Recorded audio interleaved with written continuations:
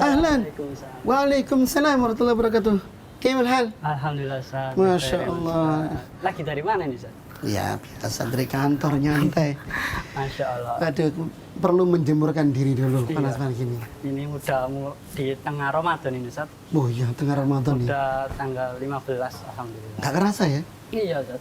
Tapi kok terang ini? Iya Ustaz. Katanya mendung. Iya Ustaz. Ini Katanya mendung gelap gulita. ini katanya teman-teman aneh ini bingung Ustaz. Apa ini? Kan di teman-teman ini ada yang beredar Ustaz. Terkait bahwasanya di hari ini itu Ustaz, ada peristiwa dukhon Ustaz. Dukun tuh asap tuh. Iya Ustaz. Jadi Asap kuburan apa asap ledakan iya, atau? Ustaz.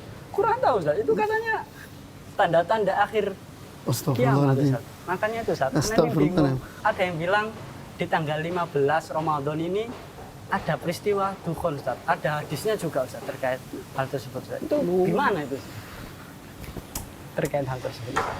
Nah ini puasa kok hoak ya. Iya Ustaz. Naudzubillah min dzalik. Ojo ngono tenan, jangan begitu. Iya. Bahaya kalau puasa-puasa hoak itu. Ya. Nah, Ustaz. Kata Rasulullah, "Man lam yada' qawla zur wal amala bihi falaysa lillahi hajatun ila an yada'a ta'amahu wa syarabahu." Orang yang enggak meninggalkan omongan dusta, hoak atau perilaku dusta, Allah enggak butuh pada puasanya. Ya, tinggal puasa nahan lapar dan minum dia. Enggak ada pahala, naudzubillah min dzalik. Iya. Berkenan dengan manusia itu juga sebagaimana mereka omongannya benar, ada yang salah. Hadis dari Rasulullah pun demikian pula. Rasulullah ngomongnya benar, cuma banyak orang-orang yang ngomong salah dinisbatkan kepada Rasulullah. Nah inilah, nah itu loh. Maka sehingga di sana muncul hadis lemah, hadis dhaif gitu kan, atau hadis palsu. Nah, perkenan dan dukhon ini hadisnya palsu. Palsu Ustaz. Palsu hadisnya palsu. Disebutkan oleh Syekh Albani dalam kitabnya Dhaifah, hadis ini palsu. Ada riwayat dari Abdullah bin Mas'ud. Nah. Ya. Nah, berarti di sana ada rawi-rawi yang periwayat-periwayat yang memalsukan hadis kepada Rasulullah SAW. Ya, di antara bentuk rawi riwayatnya begini. Bila datang di bulan Ramadan itu suara dentuman, bang, gitu. Maka nanti di bulan Syawal akan muncul huru hara. Lalu kemudian di bulan Dzulqa'dah akan terjadi pertikaian. Di bulan apa namanya Dzulhijjah sampai Muharram terjadi pembunuhan. Nah, ketika itu maka terjadi pembunuhan tersebut. Itu kata Rasulullah SAW, panjang hadisnya, saya nggak begitu hafal ya. Tapi yang jelas Rasulullah SAW ngomong begini. Nah ketahuilah itu awalnya terjadi di awal bulan Ramadan, atau di pertengahan bulan Ramadan. Ya.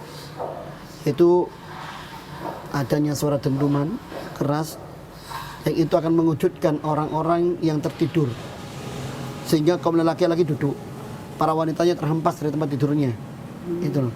Kalau kalian mendengar suara itu, maka kata Rasulullah SAW, banyaklah berdoa pada Allah Ta'ala. Ya. Bahkan kalau sudah kalian selesai sholat subuh, kunci rumah kalian, tutup lubang-lubang kuncinya, selimut diri kalian dengan selimut. Kalau kalian dengar sesuatu dentuman lagi, kalian kalian banyak berdoa kepada Allah dengan doa Subhanal Quddus, Subhana Rabbinal Quddus, begitu. Nah, ini hadis yang banyak beredar seperti itu, kurang lebihnya seperti itu. Dan hadis ini dhaif. Dan kita pun alhamdulillah lihat sekarang ini. Alhamdulillah menunjukkan ke bukan dhaif. Hadis ini palsu. Dan ini menunjukkan kepalsuannya. Keadaan kita sekarang alhamdulillah menunjukkan kepalsuan hadis tersebut. Maka di sini seorang muslim harus hati-hati. Ya, kata Rasulullah sallallahu alaihi wasallam, ya, laisal kadhib alayya kakadzibin ala ghairi. Kakadzibin ala ahadin ghairi. Tidaklah orang yang berdusta atas namaku itu seperti dusta kepada orang selain diriku. Loh, bagaimana maksudnya?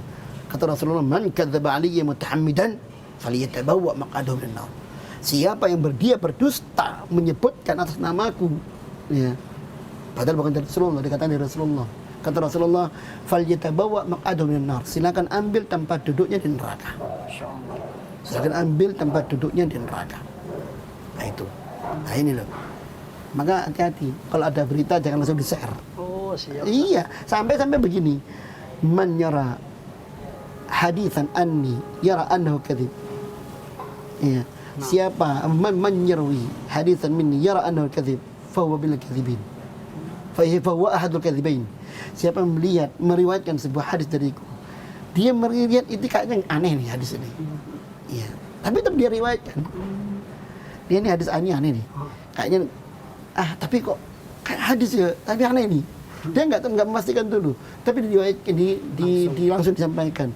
Maka dia termasuk salah satu pendusta. Na'udzubillah min dzalik. Kan bahaya, kan? Nah, maka di situ sikap seorang muslim adalah ketika apapun yang datang dari Allah dan Rasul, terutama dari hadis Rasulullah SAW, jangan langsung share. Jangan langsung share. Tanyakan dulu pada ahli ilmunya, benar enggak? Ada hadis seperti ini. Allah SWT mengatakan, fas'alu ahla dzikri in kuntum la ta'lamun. Tanyalah pada orang yang punya ilmu kalau kau enggak punya ilmu. Nah, dalam ilmu hadis kita enggak punya dong. Iya. Kita aja kalau share berita hoax, info yang nanti nangkep kan begitu. Iya. Nah iya, apalagi berita sekarang ini. Iya. Berita bahkan mungkin beritanya bener, tapi mempersekusi, memperkusi kan. Nah, Ustaz. Ini kena juga kita ya undang-undang NTT. Wah, ini pun lebih parah dari itu sebenarnya. Iya, lebih parah dari itu. Kenapa? Hubungannya dengan syariat. Sehingga orang meyakini sesuatu yang tidak ada tuntunannya, dan keyakinan bagian dari iman. Bayangkan, makanya ancaman Rasulullah SAW berat. Ya, dan para ulama-ulama hadis ya, telah mengingatkan tentang masalah ini. Kata Al-Imam Al-Jauzi dalam kitabnya Al-Mawdu'at, beliau mengatakan, kalian akan melihat kaum-kaum yang mereka meriwayatkan hadis dariku, tapi dia bukan dari aku. Fa iyyakum wa iyyahum, kata Rasulullah SAW. Maka hati-hatilah kalian terhadap mereka. Jangan kalian ikuti mereka. Kata Imam Ibnu Jauzi, beliau menuliskan dalam kitabnya Al-Mawdu'at. Kata beliau, meriwayatkan sebuah hadis Rasulullah SAW. Dan banyak, kalau kita punya kitab Al-Mawdu'at itu bagus. Al-Mawdu'at itu kumpulan hadis-hadis palsu. Kumpulan hadis-hadis palsu. Ya. Dan di awal-awal bab kitab tersebut, itu beliau mengatakan, menukilkan sekian banyak hadis dari Rasulullah SAW yang melarang kita untuk meriwayatkan hadis palsu. Termasuk ucapan beliau mengatakan begini, tentang hadis Rasulullah SAW yang mengatakan, kalian dia akan mendapat satu kaum yang mereka menceritakan tentang hadis, padahal lembar itu bukan dari hadis aku. Ya, fa iyyakum wa iyyakum. Hati-hati kalian terhadap mereka. Kalau kaum seperti itu. Nah, di sini kan berarti apa? Ada apa acara, ada anjuran dari Rasulullah SAW untuk kita memilih siapa yang meriwayatkan hadis ini. Ya. Dan ini pun anjuran dari Rasulullah SAW untuk kita memilih siapa yang mengajari kita ilmu. Nah, iya. Dan kata Al-Imam Ibn Sirin mengatakan, ya rahimahullah, inna hadzal ilma dinun. Ilmu riwayat ini dari mana kita mengambil, dan kita harus selektif dalam mengambil ilmu. Ya, itu bagian dari agama ini. Ajaran agama ini, dan banyak ayat Al-Quran. In ja'akum fasiqun binabi fatabayyanu. Kalau kalian datang pada kalian orang fasik memberikan berita, maka teliti, jangan dipercayai dulu. Nah, itu ayatnya salah satunya kan begitu. Lah, ini yang perlu jadi patokan buat kita semuanya. Ya, ini ilmu buat kita. Kalau kita ngambil ilmu itu harus hati-hati. Ya, harus hati-hati. Makanya kata Imam Ibn Sirin, inna hadzal ilma dinun. Ilmu kehati-hatian mengambil riwayat, mengambil hadis, belajar agama. Ya, itu merupakan tuntunan dari agama ini. Ya, iya. Ya. Sampai kalau fanzur amman ta'khudun ilmakum. Maka lihatlah kalian dari mana kalian itu mengambil agama kalian. Ya. Sampai kepada beliau, di antara pola kita melihat riwayat benar-benar kan sanad. Sanad kan. Kata beliau lagi al-isnadu minad din. Sanad itu termasuk bagian agama dari agama ini. Mengetahui siapa yang ngomong. Bener enggak omongan dari si fulan sebelumnya? Bener enggak? Bener enggak ini apa namanya? Di hadis Rasulullah. Al-isnad min ad-din, mengetahui sanad ini merupakan ajaran agama kita. Yang harus kita jaga. Laulal isnad laqala man syaa ma syaa. Kalau seandainya bukan karena sanad, ya, maka orang akan ngomong seenaknya dan sembarang. Semua orang bisa ngomong. Ayo. Inilah. Jadi ketat, ini SOP-nya dalam beragama. Iya.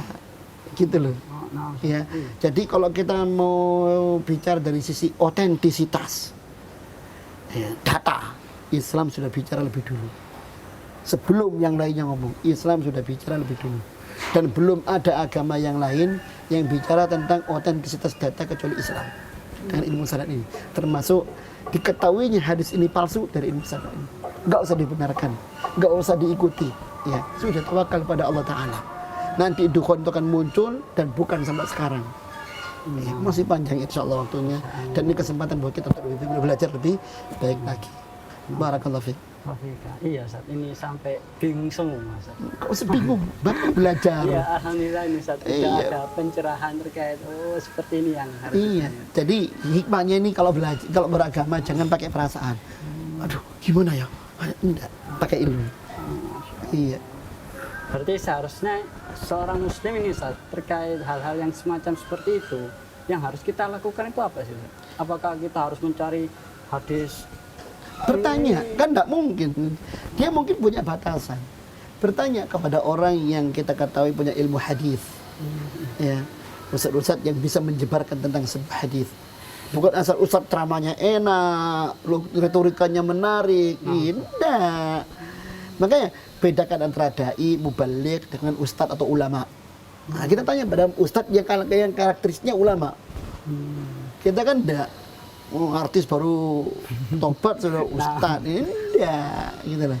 Dia bagus tobatnya, alhamdulillah, doakan istiqomah, ya kan? Mudah-mudahan Allah buka pintunya, hidayah untuknya dan belajar Islam lebih baik lagi. Nah, kita berterima kasih pada dai-dai yang mengingatkan umat, ya. Tapi tetap sebagai manusia pasti ada kesalahan, kan gitu lah. Dan sebuah kesalahan itu keniscayaan. Ya, maka sebaik-baik orang bersalah bertobat. Kullu bani Adam khata'. Setiap anak manusia itu pasti bersalah, siapapun dia. Ya, alim, jahil, tetap bersalah. Tapi ingat kata Rasulullah, sebaik-baik orang bersalah yang selalu bertobat kepada Allah Ta'ala. Nah itu, ini tanyaan tuh. Tanya kepada orang yang punya ilmu, tentang ngerti ilmu sanad, gitu. Gitu, insya Allah. Iya, sampai ada itu orang-orang tuh yang sampai, karena ini, saya harus mengasingkan diri ke hutan, Astagfirullahaladzim. membawa keluarganya ke hutan, bahkan sampai ada yang meninggalkan statusnya. Itu gimana? Ya enggak bener, ini kan seperti Lia Eden kemarin itu sebelum yang beberapa tahun yang lalu. Iya, Ustaz. Ya, salah satu sekte di selain agama Islam ya, Lia Eden. Iya, itu dia mengatakan bahwa dia seorang rasul, perempuan padahal. Nanti akan terjadi kiamat. Pengikutnya disuruh untuk menjual rumahnya, kumpul di mana, di salah di suatu tempat mereka kumpul, akhirnya pengikutnya itu. Tadi nggak ada kiamat sekarang. Ya kok masa Allah orang Islam punya Al-Quran, punya hadis Rasulullah SAW hanyut dalam masalah ini, lucu. Iya, apalagi setiap ada tulisan Arab ada hadis Rasulullah diterima. Enggak benar, jangan dulu. Banyak hadis-hadis palsu itu, banyak. Para ulama sampai kitab Al-Mawdu'at itu aja segini, tebelnya, gede lagi. Tulisannya kecil-kecil. Tulisannya kecil-kecil, kitabnya gede segini. Ya, tebelnya segini. Itu Al-Imam Ibnul Jauzi, bukan Ibnul Qayyim Al-Jauzi ya, Ibnul Jauzi. Jauh sebelum Ibnul Qayyim Al-Jauzi ya. Beliau sudah menulis kitab itu. Ya, tentang penyebarnya hadis palsu. Dan salah satu penyumbang hadis palsu yang terbanyak adalah Syiah. Hati-hati dengan Syiah. Na'udzubillah min dzalik. Iya. Di antara mereka ada yang sampai menulis per hari itu 4.000 hadis. 4.000 per hari. Per hari. Membuat hadis palsu. Hati-hati. Iya. Gitu. Allah, ini anak sudah gak bingung lagi, Ustaz. Alhamdulillah, barakallahu fiik. Jangan takut, sudah tawakal pada Allah Ta'ala. Alhamdulillah. Tadi sempat bingung selama masih ada orang berzikir, selama kita melihat ke matahari di timur, bismillah. Selama masih ada orang yang mengingatkan kita, selama kita sholat dan yang lainnya. Ada memang nanti hadis masalah orang-orang, masalah kabut itu nanti di akhir zaman. Dia menetapnya 40 hari di muka bumi. Semua bumi terselimut oleh oleh kabut itu. Memang ada hadisnya, hadis riwayat Muslim. Ya, disebutkan dalam Sahih Bukhari, disebutkan dalam Sahih Muslim. Tapi riwayat yang tadi itu, yang hoak itu nggak ada dalam Bukhari Muslim, nggak ada. Walaupun dinisbatkan kepada Abdullah bin Mas'ud riwayatnya, tapi hoak. Ya. Nah, yang benar itu hadis juga ini diriwayatkan oleh Abdullah bin Mas'ud juga, tapi dalam Sahih Bukhari Muslim dan Sahih Bukhari juga. Ya, juga diriwayatkan dari Ibnu Abbas juga. Bahkan disebutkan bahwasanya kabut itu akan bertahan di bumi ini, menyelimuti bumi selama 40 hari. Iya, itu saking tebalnya kabut itu. Orang manusia itu dari tubuh mereka keluar kabut, keluar dari telinganya, keluar dari matanya, keluar dari hidungnya. Kalau ngomong muncul kabutnya. Itu kalau menimpa orang mukmin, mereka seperti orang yang pilek. Kalau menimpa orang kafir, mereka seperti orang mabuk. Itu, seperti itu. Wallahu ta'ala. Alhamdulillah. Barakallahu fiik. Jazakumullah Wa iyyakum wa iyyakum. Nasihatnya. Amin, sama-sama. Mudah-mudahan bermanfaat Iya, insyaallah. Ustaz. Mengisi bulan Ramadan ini. Iya, ini kita mau jalan juga ini, antum hadang. Iya, Ustaz. Apa Ustaz? Barakallahu fiik. Sambil menunggu ngabuburit ini, Ustaz. Oh, gitu. Khair insyaallah. Fadhol, Ustaz. Terima Anak kasih kayaknya banyak. juga mau turun juga. Khair insyaallah. Monggo. Assalamualaikum. Waalaikumsalam warahmatullahi wabarakatuh.